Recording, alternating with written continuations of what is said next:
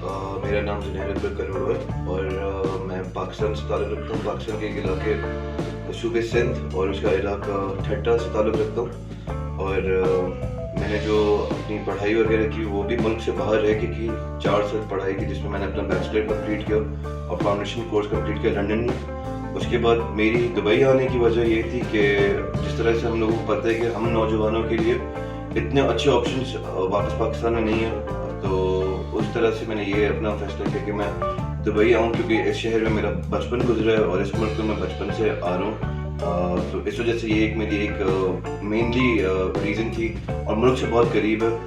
और इसी वजह से मैंने अपना डिसीजन ये बनाया कि मैं लंदन से अपनी डिग्री ख़त्म करने के बाद दुबई आऊँ, जहाँ मैंने ऑलमोस्ट 2.5 साल नौकरी कर चुका हूँ और इंशाल्लाह मज़ीद कुछ साल यहीं गुजारेंगे। मैं इधर जो हूँ वो मैं वाहिद अकेला नहीं, मेरे साथ मेरी वाइफ और मेरी बेटी है। और ओरिजिनली जो हम लोगों का बैकग्राउंड है वो ज़मींदारी है, तो जो भी मेरे वालिद हैं और मेरी वालिदा हैं, उनकी कफ़ालत मेरे ऊपर नहीं है, क्योंकि वो अपने हिसाब से हर चीज़ वहाँ से करते हैं। और अल्हम्दुलिल्लाह हम उन फैमिली में से हैं जिनको फैमिली सपोर्ट हर वक्त रही है। तो मेरा जो अपना पर्सनल तजुर्बा है, और मैं सबको एडवाइस करूँगा कि उस तजुर्बे पे रहें, वो एक हार नहीं मानी। बहुत सिचुएशंस आएंगी, आपको आसमान से नीचे ज़मीन पे फेंका जाएगा, लेकिन कोशिश करें कि उठें, तवक्कुल करें और वापस ऊपर की तरफ जाएं, बजाय इसके कि आप एक बार गिरने के बाद हार माने। क्योंकि मैंने अपनी ज़िंदगी में ये बहुत महसूस किया, मैंने बुलंदी और नीचे आना बहुत ज़्यादा देखा अपनी ज़िंदगी में। 28 साल मेरी उम्र है, तो उससे मैं अपने नौजवानों को, अपने भाइयों को, अपने दोस्तों को और जितने भी हम लोग पाकिस्तानी यूथ हैं, उनको मैं एक ही मैसेज दूंगा, नेवर गिव अप। और फेथ रखें, होप रखें कि यू कैन डू इट। मुझे अपनी ज़िंदगी में जो है सबसे ज़्यादा अफसोस एक वाक़ये पे हुआ था। मैं अपना फर्स्ट ईयर यूके में कंप्लीट करके आया था। उसके बाद मैं वापस पाकिस्तान आया था, तो कुछ हालात मेरे वालिद साहब के साथ कुछ अप एंड डाउन थे, फाइनेंशियली इशूज़ थे, जिसकी वजह से उनने मुझे तो नहीं बोला, लेकिन उनके चेहरे से और उनके एक्शन से मुझे लग रहा था कि वो नहीं चाह रहे कि मैं लंदन जाऊँ। जबकि अगली तरफ मेरे दोस्त और जो मेरा बैच था वो सब मतलब रेडी थे कि हम लोग सितंबर 2014 में वापस जाएंगे और हम लोग की पढ़ाई आगे सेकेंड ईयर पे शुरू होगी। तो मैं अपने वालिद साहब के साथ बैठा, तो उन्होंने मुझे उसी तरह पूछा कि आप जाओ। और तो मैंने उनसे पूछा, बाबा क्या बात है? तो उन्होंने बोला, बेटा यही चीज़ें हैं, लेकिन अब मैं चाह ये रहा हूँ कि तुम जाओ और फिर मैं यहाँ बैठ के और सब देख लूँगा। तो यकीन मैंने उस वक्त एज ए स्टूडेंट मैं चाहता मैं जा सकता था, क्योंकि जितने भी स्टूडेंट होते हैं उनकी यही ख्वाहिश होती है कि जिस बैच के साथ उनकी पढ़ाई शुरू हुई है वो उसी बैच के साथ रहे और उसी बैच के साथ पढ़ के ख़त्म हो। लेकिन लकीली मैं बोलूँगा, मैं इसको अनफॉर्चुनेट नहीं समझता, मैं इसको लकी समझता हूँ, क्योंकि वो एक वाक़या तो ऐसा था जिससे मुझे बहुत अफसोस हुआ, बहुत गिल्ट फील हुआ। लेकिन इन द एंड मैंने अपने मेरे वालिद साहब को मैंने ये बोला कि हम ये हालात यहाँ साथ बैठ के इंशाल्लाह लड़ेंगे, और एक बार जब इन हालात से निकल जाएंगे तो मुझे उम्मीद है कि मैं वापस लंदन भी जाऊंगा और बहुत बेहतर तरीके से जाऊंगा।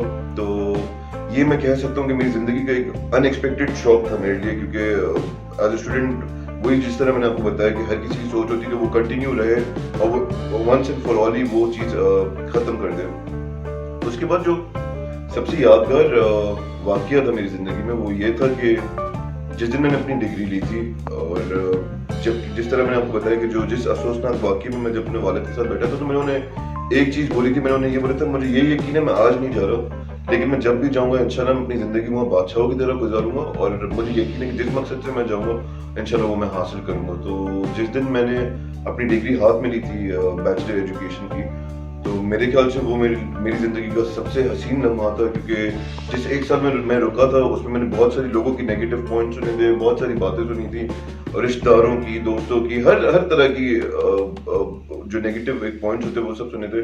लेकिन अल्हम्दुलिल्लाह जब मैंने वो डिग्री हाथ में ली थी, क्योंकि उस डिग्री को हाथ में लेने के लिए बहुत हार्ड वर्क करना पड़ा था मुझे, लेकिन अल्हम्दुलिल्लाह जब वो मैंने डिग्री हाथ में ली थी तो मुझे ये यकीन आ गया था कि इस ज़िंदगी में कोई ऐसी चीज़ नहीं है जो इंसान नहीं कर सकता। और पेशेंस, सब्र, ये एक बहुत ज़िंदगी में ज़रूरी चीज़ है। आप लोगों को मत सुने कि लोग क्या कहते हैं, क्योंकि हम लोगों की सोसाइटी में एक चीज़ बहुत ज़्यादा है, हम लोग बोलते हैं लोग क्या कहेंगे। तो ये लोग क्या कहने वाला जो कॉन्सेप्ट है उसको अपनी ज़िंदगी से निकाल दें और ایک بیٹل کو اکیلے لڑیں, لوگوں کے کہنے اور نہ کہنے کا اپنے اوپر فرق نہ ڈالیں. زندگی کا کوئی ایسا واقعہ جس کو سوچ کے میں ہنستا ہوں. ہم لوگ کا ایک بہت اچھا دوست تھا, اللہ اسے جنت نصیب کرے, لالا جان زیب نام تھا ان کا.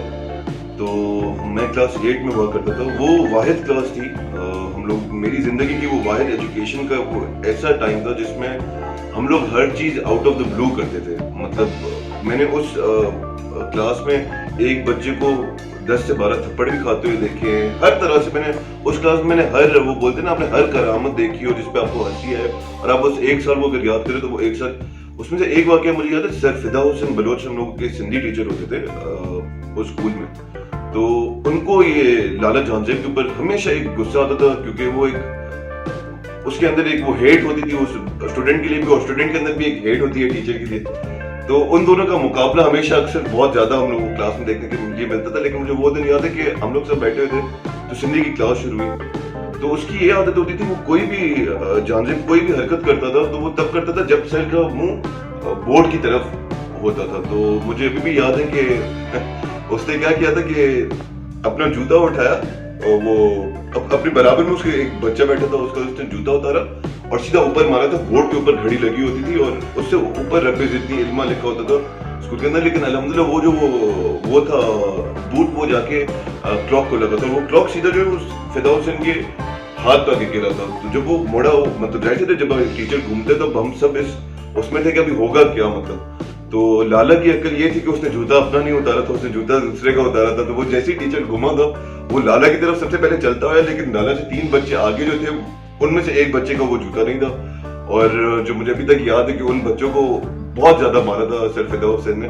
تو آج دن تک جب میں وہ واقعہ اور وہ بچپن کی چیز پوری یاد کرتا ہوں, کیونکہ 8 سال کی 8ویں کلاس میں آپ زیادہ تر 15-16 سال کے ہوتے ہیں, تو وہ 10 سے 12 سال پرانی بات ہے. لیکن یہ وہ بات ہے کہ میں کبھی بھی سوچتا ہوں تو مجھے ایک ہنسی آ ہی جاتی ہے اس بارے میں. انسانیت کا پیغام میں سب کو یہی دوں گا کہ ہم سب مسلمان ہیں, اور اگر چاہے ہمارے ارد گرد ہم لوگوں جیسے لوگ نہ بھی ہوں, ہم جیسا مذہب نہ بھی ہو, ہم لوگوں کا سب سے بڑا انسانیت کا پیغام میں یہی دوں گا کہ جہاں آپ دیکھتے ہیں کہ کوئی ضرورت مند ہے, کسی کی آپ سے امید ہو نا, تو آپ پلیز اس امید کو پورا کیجیے گا. کیونکہ کوئی انسان کسی بھی انسان سے امید صرف تب لگاتا ہے جب اس میں اس کو وہ چیز نظر آتی ہے. لیکن انفارچونیٹلی آج کل کے جو وقت ہیں, حالات ہیں, جو مصروفیات ہیں لوگوں کی, وہ اس چیز کو نہیں سمجھ سکتے. تو اس چیز کو بہت ہم لوگوں کو خاص جو ہے وہ توجہ دینی ہے کہ اگر کوئی بھی انسان, چاہے وہ ہم سے بڑا ہے, ہم سے چھوٹے, اگر وہ ہم سے ایک امید رکھتا ہے, ہمیں وہ اس کی پوری کرنی چاہیے. اور اپنے ارد گرد معاشرے میں دیکھیں, جس طرح ہمارا اسلام ہمیں ہر چیز سمجھاتا ہے, ہر چیز بتاتا ہے, اپنے معاشرے میں ارد گرد دیکھیں کون کس کی کیا ضرورت ہے, کس کی کیا ضرورت نہیں ہے, اللہ نے آپ کو کیا نوازا ہے, آپ کس طرح سے کسی کی ضرورت بن سکتے ہیں. کسی کی ضرورت بن کے ان برے وقتوں سے ان کو باہر نکالیں. میری یہ سوچ ہے کہ ان سب راستوں سے اور کچھ نہیں ہوتا. ان دا اینڈ آپ کا اپنا راستہ بہت کھلتا ہے, اور جو اس راستے کی اینڈ ہے وہ بہت بہترین ہے. ایسی شخصیت جس سے میں سب سے زیادہ متاثر ہوں وہ میرے والد صاحب ہیں, علی اکبر کروڑوں ان کا نام ہے. اور ان سے متاثر ہونے کی وجوہات ایک یا دو نہیں, کافی وجہیں ہیں جس کی وجہ سے میں ان سے متاثر ہوں. کیونکہ میرا سفر سب سے زیادہ بچپن سے اپنے والد کے ساتھ سب سے زیادہ رہا ہے. تو میرے بڑا بھائی بھی ہے, لیکن سب سے زیادہ جو والد کے ساتھ آن گراؤنڈ اور ٹریولنگ میں ادھر ادھر جو ایکسپیرینس کیے وہ میں نے کیا, جس میں عمرے بھی تھے, کافی چیزیں تھیں. اور ایسے بھی تھا کہ کافی سفر آپ کے خوشی کے ہوتے ہیں, کافی سفر آپ ہار کے کر رہے ہوتے ہیں, اور اس ہار کے بعد اگر اس سفر میں ہم نکلتے تو آپ کو کوئی امید دینے والا ہوتا ہے, تو وہ امید سب سے بڑی چیز ہوتی ہے. اور جب آپ اس مقصد پہ پہنچ جاتے ہو تو آپ کو یقین ہو جاتا ہے کہ یار اس بندے نے تب مجھے امید دی تھی جب ہر چیز آگے پیچھے تتر بتر ہوئی تھی. تو والد صاحب میری نظر میں اس وجہ سے ایک حسین شخصیت ہے, کیونکہ اس دنیا میں سب سے زیادہ ضروری چیز ہوتی ہے احساس ہونا. ایک بہت بڑی نعمت ہے, کیونکہ اس دنیا میں ایسے بھی لوگ ہیں جن کے پاس سب کچھ ہے لیکن شاید احساس نہیں ہے, اور جن کے پاس کچھ بھی نہیں ہے ان میں احساس ہے. تو ہم لوگ بچپن میں اپنے والد کو بولتے تھے کہ بھائی آپ کو اگر یہ مسئلہ ہے آپ اتنے لوگوں کو مت. انہوں نے بولا بیٹا جب مہمان نوازی کی باری آئے اور جب مہمان آپ کے گھر چل کے, تو اگر آپ کو مانگ کے بھی کسی کو کھلانا پڑے تو آپ اس کو خالی پیٹ نہ جانے دیجیے گا, اپنی مہمان نوازی اور اپنا دسترخوان ہمیشہ ایسے رکھیے گا. تو ایک یہ وجوہات تھی. اور باقی یہ وجوہات تھی کہ کافی جیسے جب بھی گاؤں جاتا تھا تو مجھے ویریس لوگوں سے ویریس جگہوں سے پتہ چلتا تھا کہ یار کسی کا کوئی اچھا، میں اس نیکی کو بیان نہیں کروں گا لیکن کوئی اچھا کام ہو گیا، کوئی یہ کام کسی کا ہو گیا، کسی کا کوئی مسئلہ حل ہو گیا، تو یہ چیزیں مجھے بہت زیادہ جو ہے وہ پل کرتی تھی ٹورڈز اس کام کے. تو میں یہ تو نہیں بولوں گا کہ میں اپنے والد صاحب جیسا ہوں آج، لیکن میں یہ بولوں گا کہ میں ضرور 40 to 30% انہیں کور کر چکا ہوں اور آنے والی زندگی میں ان کی طرح ہی انشاءاللہ. میں بڑا ہو کے کیا بننا چاہتا ہوں، بڑا تو میں ہو گیا ہوں، لیکن اس سے جو آگے والا بڑا پن ہے اس میں سیاست میں بالکل جانا چاہتا ہوں. اور جو میری دلی خواہش ہے وہ یہی ہے کہ میں آج سے 3 سال پہلے 4 سال پہلے میں کسی مطلب میں اگر سپورٹ کرتا تھا تو میں بے نظیر کے ویژن کو سپورٹ کرتا رہا ہوں، بھٹو صاحب کے ویژن کو سپورٹ کرتا رہا ہوں، لیکن انفارچونیٹلی پورے پاکستان کو ابھی اچھی طریقے سے پتہ ہے کہ سندھ میں وہ چیز ہے نہیں اور وہ ویژن اب کوئی فالو نہیں کرتا، ان کی اپنی لیڈرشپ آج کی فالو نہیں کرتی. تو اس کے بعد میں نے اپنی زندگی میں ایک ہی پھر لیڈر سوچا جس کے پیچھے میں ہمیشہ چلا. اور سب سے بڑی بات یہ کہ اس کو جب میں نے لائف اسٹائل پاسٹ اور پریزنٹ دیکھا تو اس میں اتنا ڈفرینس تھا بڑا کہ مطلب وہ چیز خود کھینچ کے مجھے اس طرف لے کے گئی. اور میرا جو ویژنری لیڈر ہے میں بولتا ہوں وہ عمران خان ہے. اور میرا جو اب جس طرح آپ کے سوال کی طرح کہ میں بڑا ہو کے کیا بننا چاہتا ہوں، تو اب میں بڑا ہو کے انشاءاللہ سیاست میں جانا چاہتا ہوں. اور میں چاہتا ہوں کہ اس جیسے لیڈر ہو جس کو میں فالو کروں، اس جیسی پارٹی ہو جس کی لیڈرشپ خود ایماندار ہو. میں پاکستان میں بھی اپنے زندگی کا حصہ گزار چکا ہوں. یورپ میں تقریباً 4 سے 5 سال میں گزار چکا ہوں. اس کے بعد یو اے میں بچپن سے ہم لوگ گھومنے آتے رہے، لیکن ایز اے پروفیشنل لائف مجھے 2.5 سال ہوئے یو اے کے اندر. ان تینوں ملکوں میں میں یہ فرق دیکھتا ہوں، پاکستان ان دا اینڈ آپ کا اپنا ملک ہے، آپ دنیا گھوم کے بھی آئیں گے، آپ جب اس مٹی پہ اترتے تو وہ ایک الگ شائن ہوتی ہے آپ کے منہ پہ. مجھے پتہ ہے وہاں بجلیوں کے ہم مسئلہ دیکھتے ہیں، ہزاروں مسئلہ ہم لوگ وہاں دیکھتے ہیں، لیکن وہاں پہ پھر بھی ایک وہ ہمارا ملک ہے. ان دا اینڈ وہ ہمارا ملک ہے، اس سے ہم دور نہیں رہ سکتے. اس کے بعد اگر میں یو کے کو ڈسکرائب کروں تو یو کے کی لائف بہت فاسٹ تھی، جسے کہتے ہیں نا نفسا نفسی. تو وہ وہاں وہ زندگی تھی کہ کسی کو کسی کی زندگی میں کوئی انٹرسٹ نہیں ہوتا، ہر کسی کا اپنا ایک ٹارگیٹ ہے، وہ اس کو وہ ٹارگیٹ اچیو کرنا ہے. کوئی آپ سے یہ نہیں پوچھے گا کہ آپ آج کیوں نہیں ہیں، آپ پرسوں نہیں دیکھے، آپ کل نہیں دیکھے. ہاں یہ ہے کہ جتنی اہمیت میں نے اس ملک میں انسانوں اور جانوروں کی دیکھی، اتنی اہمیت میں نے پاکستان میں جانوروں اور انسانوں کی نہیں دیکھی. اس کے بعد آتا ہوں میں دبئی پہ. تو یو اے بیسکلی اس میں اور پاکستان میں اور یو کے میں یہ فرق ڈسکرائب کروں گا کہ میں یورپ گھومنے کے بعد بھی اس طرح سیٹسفائی نہیں ہوا جس طرح میں اس شہر میں سیٹسفائی ہوتا ہوں. کیوں؟ یہاں مجھے اپنی اذان سننے کو ملتی ہے، یہاں جب میں باہر نکلتا ہوں مجھے ہر چہرہ نظر آتا ہے. جس مذہب کو آپ اٹھا لیں اس مذہب کو ٹوٹلی فلی پروٹوکول اس کنٹری میں دیا جاتا ہے، جبکہ یو کے میں اذانوں کی پرمیشن نہیں تھی.